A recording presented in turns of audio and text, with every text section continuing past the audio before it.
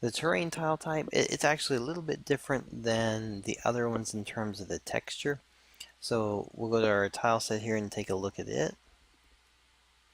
Alright, so you have two things. You have a skirt, which is the underpinning the repeating pattern that may appear on the terrain for the ground or the interior. And then you have a then you have the, which we'll call our thumbnail here, but the thumbnail and or is just the terrain image. Is actually so it's a square image, but if you notice, do you see where it's like top left, top right, top, so all of the cuts are going to be where you actually place your images. So when you start working over it, you want to make sure that you use this one to place the right pieces where they go on it. And at that point, so for instance, if I click on this one, you see it a little bit bigger over here so you can see that part. It's going to be an auto terrain system in terms of automatically, if you go to the side wall, it'll create the left of the wall or the right of the wall.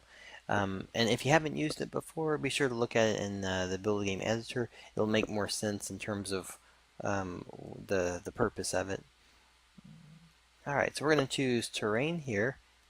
And we're going to say terrain. Terrain, ground, and wall. Alright, and we're gonna go ahead and say it's visible, but the icon itself, that's gonna be the thing that turns on and off. The image, we're gonna say it's gonna set here just at 0. Actually, let's put it in front of the player. That'll probably be better. Alright, and choose the thumbnail to be the image to show it. We'll turn off the light though for it. Alright. And then also for, let's see, we've got that one. The triggering, let's see, the collider. We'll turn collider off for the actual object. Actually, it's already, yeah, by default it's hidden because it's being turned off. Alright, so let's go down to our terrain animations. So we have the terrain image, which is currently is our thumbnail right here. And then we have our skirt image, terrain skirt. So those are going to be the two images that get used when you drop it in. Now the settings for it, again, if you haven't seen it, be sure to go into Build a Game and test it out. But what we're going to do for the basic is we're just going to say it's a skirt, meaning that when it drops in, it'll create 2 points, a top plane with the top left-right image on it, and then it's going to make the skirt meaning it's going to use the other image and build out a bottom portion down below it.